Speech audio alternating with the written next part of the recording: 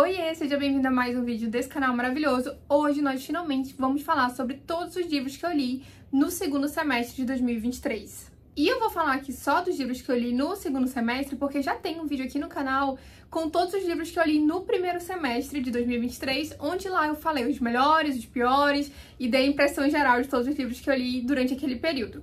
Hoje, então, eu vou focar só no segundo semestre, mas eu vou deixar o link do primeiro vídeo aqui abaixo. Antes de começar esse vídeo, mais uma vez eu te convido a se inscrever no canal, caso ainda não seja inscrito. Muito obrigada pelas novas pessoas que chegaram no canal aqui agora. Me acompanhe também lá no Instagram, eu vou deixar o link aqui abaixo. Eu vou me posicionar aqui do ladinho pra eu tentar... Eu não tô com os livros físicos em mãos, na verdade eu não tô com a maioria deles, porque eu ainda estou no processo de mudança. Então, como eu não teria todos pra mostrar, eu vou acabar que vou colocar só a capinha deles aqui do lado mesmo, pra vocês verem a edição que eu li. E o primeiro livro, na verdade, foi um que eu esqueci de comentar no primeiro semestre, mas ele foi lido ainda no primeiro semestre, que é Dostoiévski, Vida e Obra. É uma biografia bem pequenininha do Stefan Zweig sobre Dostoiévski. Gente, um parêntese, tá? Eu tô gravando esse vídeo à noite do dia 31 de dezembro. Então, se vocês ouvirem barulho de fogos, é por isso. Então, eu li esse livro quando eu estava lendo... Eu nem lembro mais. Eu tava lendo algum livro de Dostoiévski, eu não lembro agora se era Gente Pobre. Mas eu tava lendo ou era o Duplo, algum desses. E aí eu li com o pessoal do Fala Fernanda essa biografia também. É uma biografia bem pequenininha, talvez até por isso, assim, tenha passado despercebido pra mim no meu primeiro vídeo, porque eu li pelo Kindle. Na época, essa edição, ela tava até esgotada, eu não sei se já voltou. Mas quando eu li, só tinha pro Kindle mesmo. Mas foi um livro que não funcionou tanto pra mim, apesar de eu gostar muito de Dostoiévski e apesar de eu gostar muito de biografias. E não funcionou muito pra mim por quê? Eu diria que esse livro, ele não é bem uma biografia. É como se ele fosse um relato de um fã falando sobre o seu autor favorito ou um dos seus grandes autores favoritos. Então, o Stefan Zweig, ele não esconde, ele não disfarça que ele tinha um prestígio gigantesco por Dostoiévski e que ele mostra isso através da biografia que ele se propõe a escrever sobre o autor russo. Então, ele vai contando sobre a vida dele e todo o tempo fazendo paralelo com as suas obras e todo o tempo enfatizando o quanto ele admira, o quanto ele acha Dostoiévski genial. Isso é muito legal, mas eu acredito que só funciona se você também for um fã de Dostoiévski e se você... São duas condições, né? Que, na minha opinião, essa biografia funcionaria. Primeiro, se você já for fã de Dostoiévski, então vai ser muito legal. É como se você estivesse tendo uma conversa com uma pessoa que tá falando ali sobre um autor que você admira muito. No caso, o Stefan Zweig vai estar falando sobre Dostoiévski.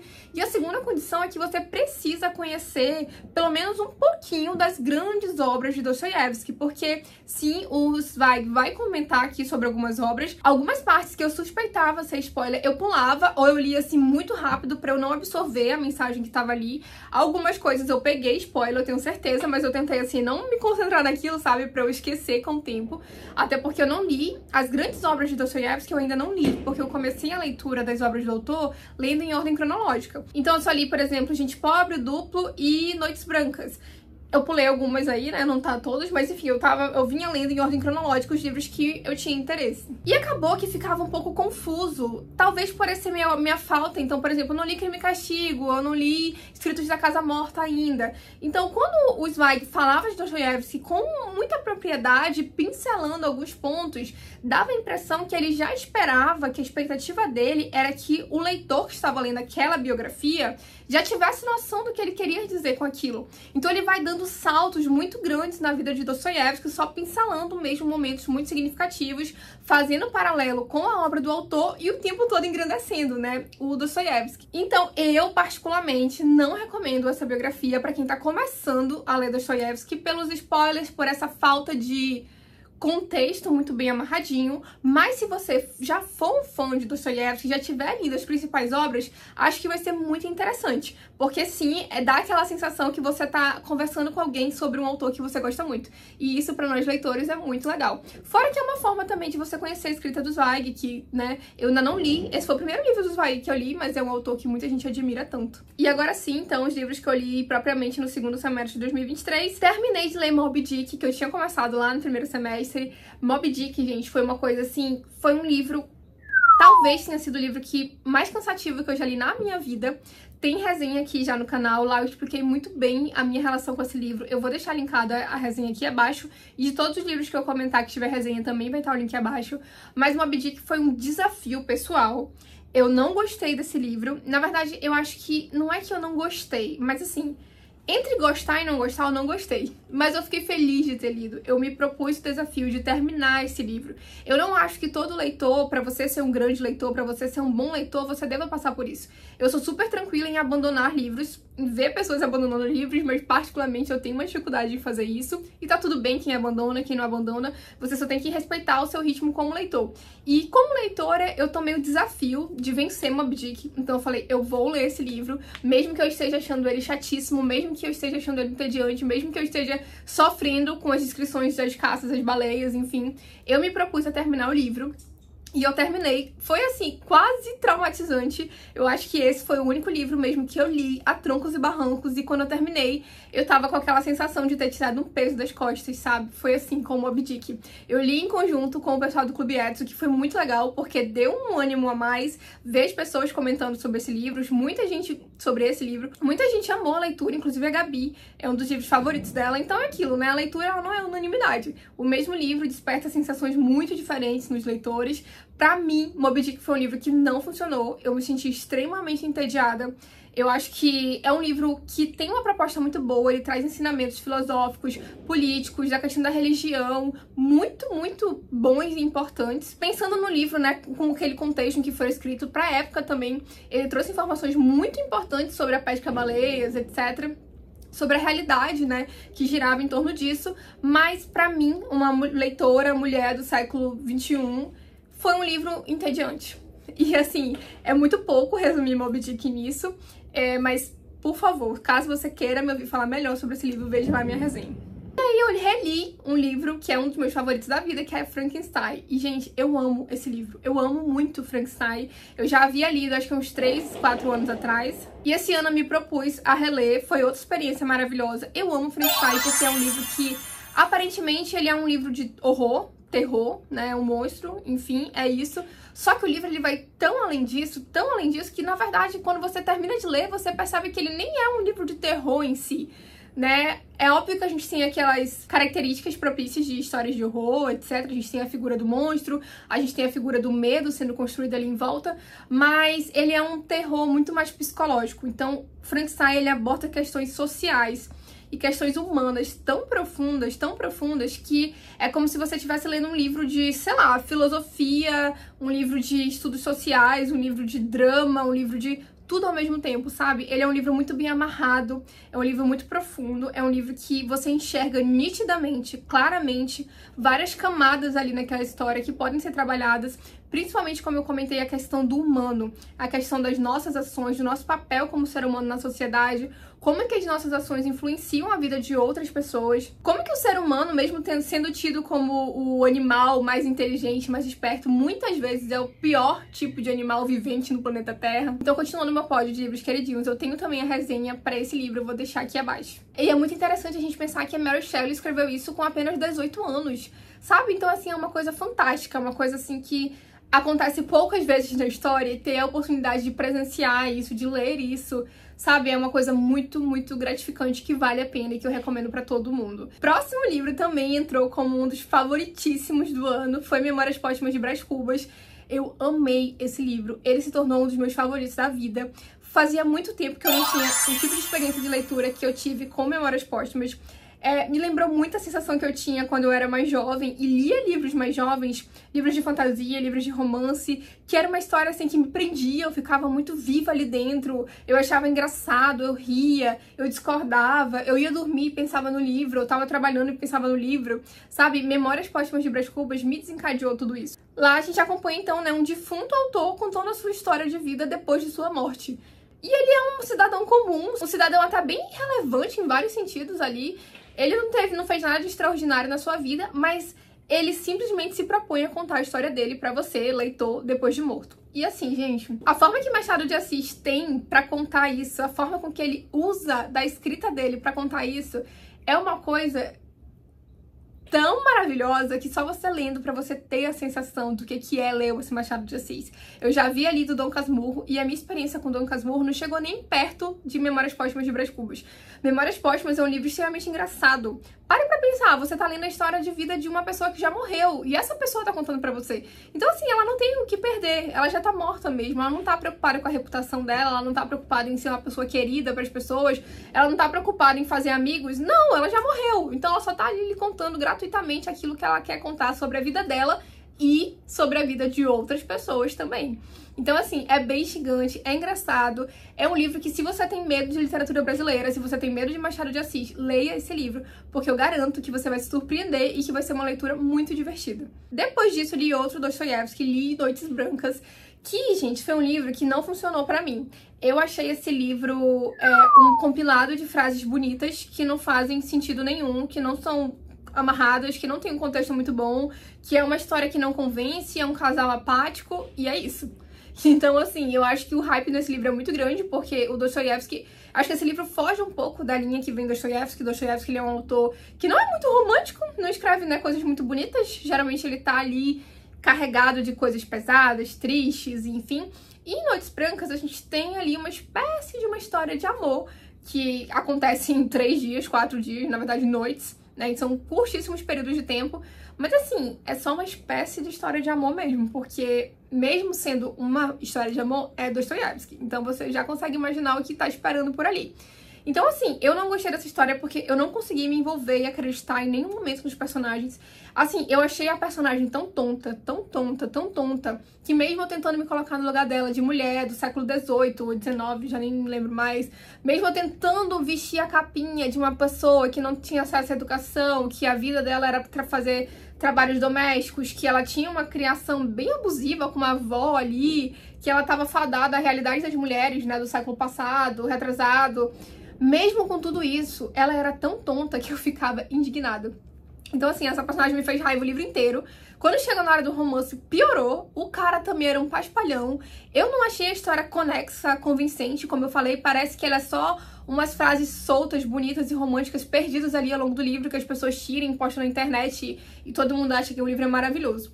Eu sei que eu tô sendo bem dura com esse livro, eu sei que tem uma galera que ama e tá tudo bem, mas pra mim realmente não funcionou.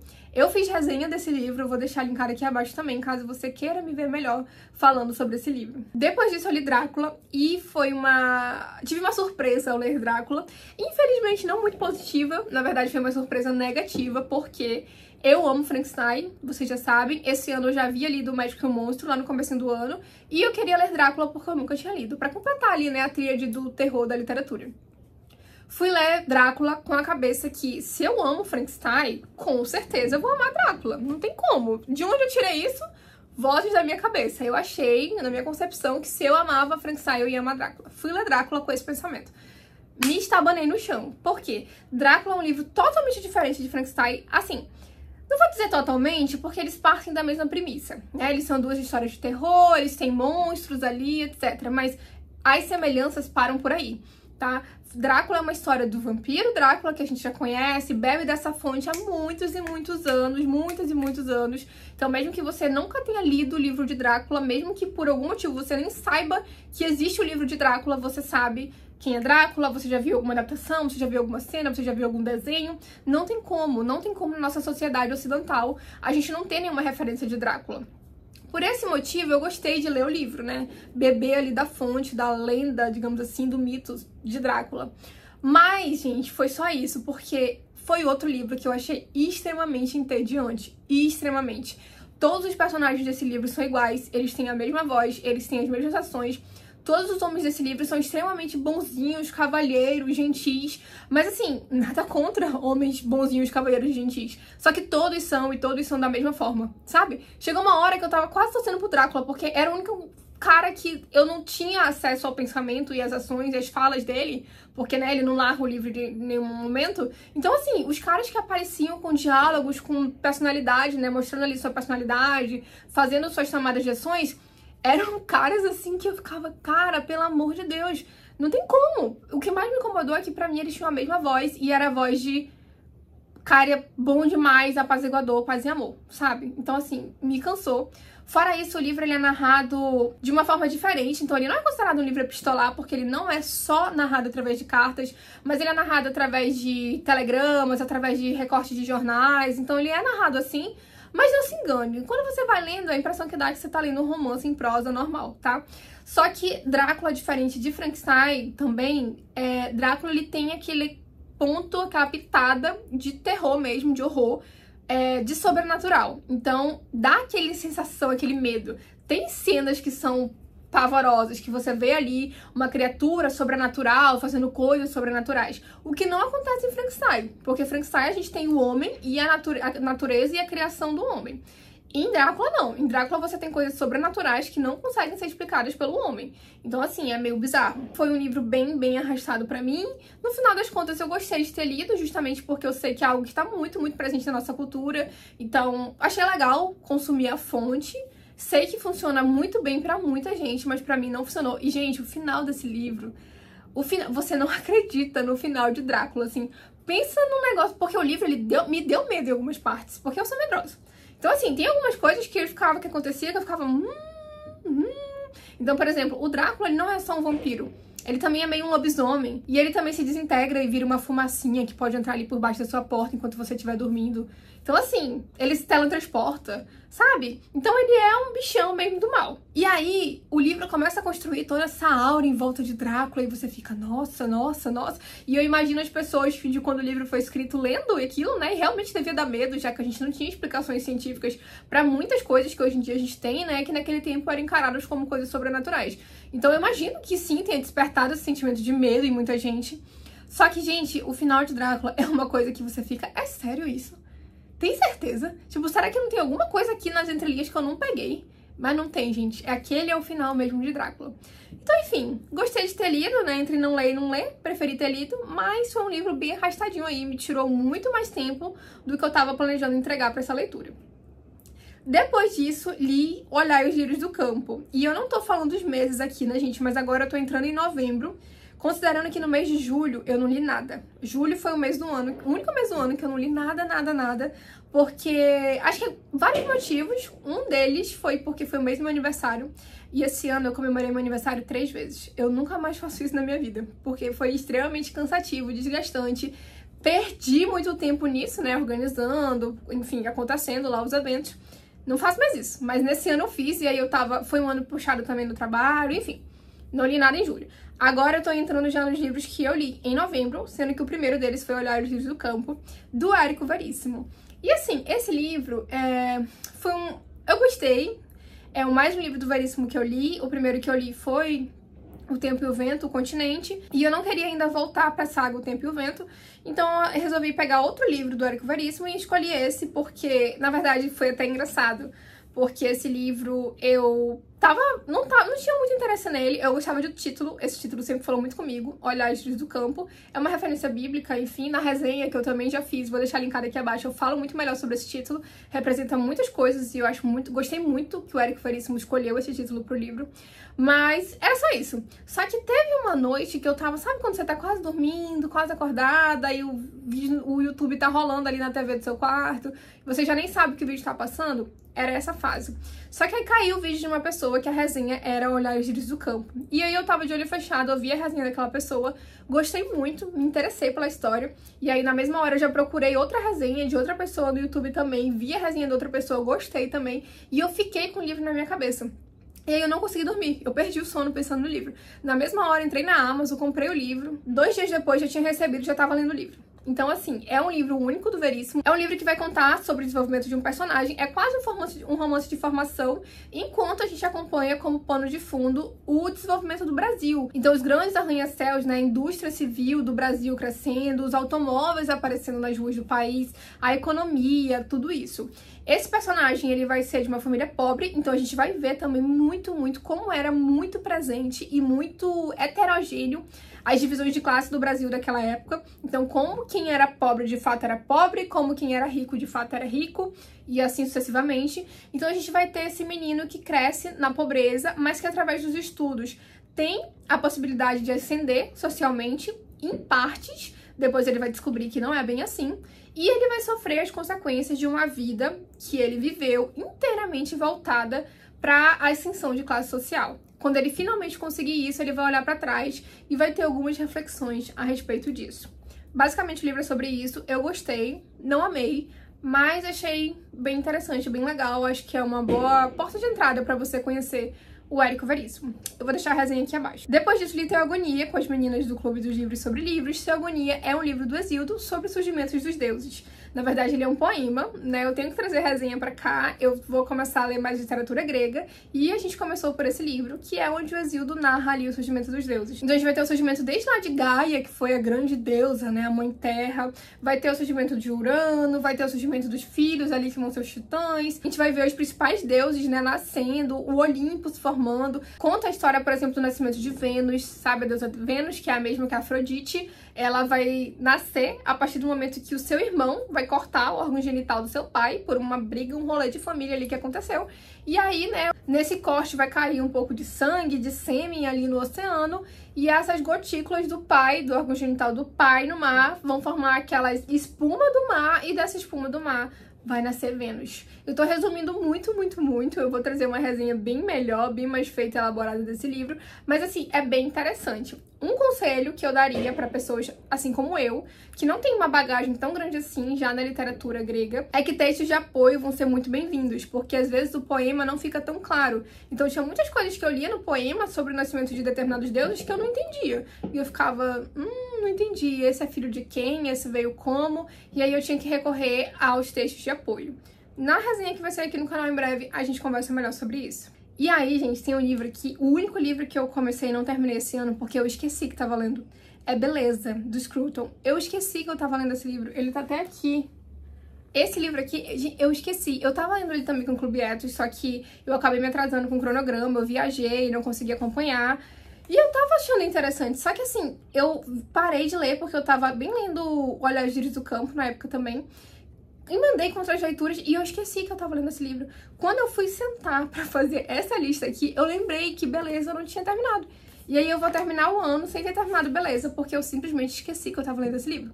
O que me faz pensar se eu tava realmente gostando, né? Porque se eu tivesse, eu acho que eu não teria esquecido. Mas enfim, Beleza, ele vai contar sobre a beleza. Ele vai falar sobre a beleza. A gente tem aqui o Roger Scruton falando sobre como que a beleza hoje em dia ela tá perdendo o significado e ela tá perdendo, acho que na verdade, o que pode ser definido como belo, como beleza. Então ele vai falar desde as questões sociais, a escultura, obra de arte, música, e vai fazer todo esse paralelo. Eu não cheguei nem na metade do livro, então não vou comentar muito aqui pra não falar besteira, mas basicamente o tema de beleza vai ser trabalhado aqui durante várias óticas. A gente vai entrar naquela discussão do que é belo pra mim pode não ser belo pra você, o que não significa que não vai ser belo. Enfim, né? E aí eu preciso ler pra ver como ele vai desencadear e traçar esses temas durante o livro. Próximo livro, então, foi outra releitura, que é O Morro dos Ventos Uivantes. Gente, O Morro dos Ventos Uivantes, eu li a primeira vez, eu tinha 16 anos. 16? 15? 16 anos. Então, gente, faz muito tempo. Né? E fazem 10 anos que eu li esse livro a primeira vez e eu amei. Eu amei. Eu lembro, assim, que eu li na escola, eu sentava nos degraus da escola e lia. Eu lia escondida do professor na sala de aula. Eu fiquei vidrada com aquele livro. E ele se tornou fácil um dos meus livros favoritos da vida. Foi através desse livro que despertou meu interesse pelos clássicos. Antes eu lia... Eu era adolescente, né? Então eu lia muita fantasia.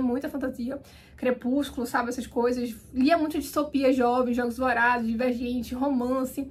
E O Morro dos Ventos Uivantes foi o primeiro livro que me despertou essa intenção e essa vontade de ler os clássicos, porque foi um livro que me trouxe tantas sensações fortes, sabe, de desconforto, de incredulidade, de revolta, que eu falei, preciso ler mais coisas desse tipo. E aí eu fui, né, adentrando o mundo dos clássicos. Mas essa releitura, gente, foi assim... muito esquisita. Eu já tinha outra cabeça, né, bem mais madura, etc. Eu não lembrava que o Radcliffe era tão insuportável, intragável, inacreditável como ele é. A história conta, né, sobre uma família que vive em uma espécie de rancho da Inglaterra. até que o pai da família chega um dia com uma criança que ele achou ali no centro da cidade, provavelmente órfão, ninguém sabe, né, muito bem o que aconteceu com aquela criança, cadê os pais dela. É como se fosse uma criança de rua mesmo que o pai daquela família adotou. Só que essa criança, ela tem hábitos diferentes do que aquela família tinha. Aquela família era uma família de posses, de bens, uma família branca. Essa criança, ela era uma criança negra, que não tinha pais, etc. E o cara pega, né, o pai da família, traz essa criança pra casa dele. Só que esse homem, ele tem 2 filhos. Empregados, esposa, etc. Dali um tempo aquele homem morre, os pais vão morrer, então esse menino vai ficar ali sendo criado e o filho, principalmente desse cara, não vai receber ele muito bem, né? Então ele nunca vai enxergar ele como seu irmão. A filha, porém, o enxerga. Então ela o enxerga como um grande irmão, um grande amigo, um grande aliado. Dali um tempo, toda essa família vai crescer, os mais velhos vão morrer, a nova geração dessa família vai, né, tomar conta, governar ali. E essas crianças, né, então a criança que veio adotada e os 2 filhos do pai da família em si, vão virar os grandes protagonistas dessa história. E aí a gente tem casamentos, a gente tem nascimento de filhos, a gente tem mortes e todo o contexto que vai se tornar ali em volta do Morro dos Ventos Uivantes, que era o nome ali da chácara, digamos assim, fazenda, rancho, enfim. Só que essa história, ela vai se basear em contar sobre a natureza humana e como são inúmeras questões para falar sobre isso. Quando eu trouxer a resenha aqui, eu vou falar melhor, mas basicamente é sobre a natureza humana e como a gente age, né, muito por conta daquilo que a gente recebeu no passado, como a forma com que as pessoas tratam a gente, como o amor que a gente recebe. Se a gente não tiver condições psicológicas e emocionais de filtrar muitas coisas, de trabalhar muitas coisas internamente na gente, vão fazer que a gente se torne coisas piores, muito piores do que as que fizeram conosco. Então, assim, é um livro sobre isso, é um livro bem pesado, tem coisas assim que você lê, você não acredita que você tá lendo, coisas assim que você não acha que um ser humano é capaz de fazer, mas você sabe que é. Então, enfim, é um romance, mas um romance bem esquisitão. Por fim, o último livro que eu li, na verdade eu ainda estou lendo porque eu não terminei, é Anarquistas, Graças a Deus, que é um livro da Zélia Gattai. E, gente, eu não sabia que a Zélia era esposa do Jorge Amado. Eu não sei onde que eu tava todo esse tempo que eu ouvi tanta gente falando desse livro e eu não sabia que ela era esposa do Jorge Amado. Eu comprei o livro sem saber. Quando eu abri o livro, que eu li a primeira página que eu descobri. E assim, a mulher é esposa do Jorge Amado. Eu claramente não comprei o livro por isso, porque eu não sabia. Eu comprei o livro porque todo mundo que eu escuto falar sobre esse livro fala que era um livro muito engraçado. E na verdade esse livro vai ser um livro de memórias da Zélia, que, né, virou autora quanto adulta. E nesse livro que ela vai dedicar para Jorge Amado, e eu também não sabia, ela vai contar as memórias de criança dela, né? Então como que era, ela morava em São Paulo. Pra ser bem específico, ela morava ali numa Alameda que tinha perto da Avenida Paulista. Então ela vai contar sobre como... É bem um livro pra você ver os costumes de uma época. Então ela vai contar como que era o centro de São Paulo, o que as pessoas faziam, como que era a vida das famílias de classe média, de classe baixa, como que era a educação das mulheres, como que era a educação dos homens. Ela também fala sobre a questão da vinda dos automóveis, né? Como que São Paulo passou de uma cidade pacata, uma cidade interiorana mesmo, para uma grande cidade como a São Paulo que a gente conhece hoje. Eu ainda tô, acho que na metade do livro. Eu confesso assim, gente, que até agora eu não achei nada engraçado. Sério, a galera que fala que esse livro é engraçado, eu não sei qual é a graça que eu não encontrei, mas não encontrei a graça, tá? Pra mim é um livro normal, tá sendo divertidinho, tá sendo legalzinho. É como se eu realmente estivesse ouvindo uma história de alguém, sabe? A pessoa tá me contando como que era na vida dela na infância. Mas é isso, engraçado mesmo, não teve nada ainda. Eu não sei se do fim, da metade pro final, vai ser, nossa, uma coisa divertidíssima que eu vou chorar de rir. Até agora, nada engraçado. Então é isso, se você chegou até aqui, muito obrigada. Hoje é o último dia do ano. Muito obrigada pela companhia no ano de 2023. Eu desejo a todo mundo um feliz ano novo, um feliz 2024. Que seja um ano de muitas realizações pra todo mundo. E eu espero continuar com vocês aqui ano que vem também. Um beijo.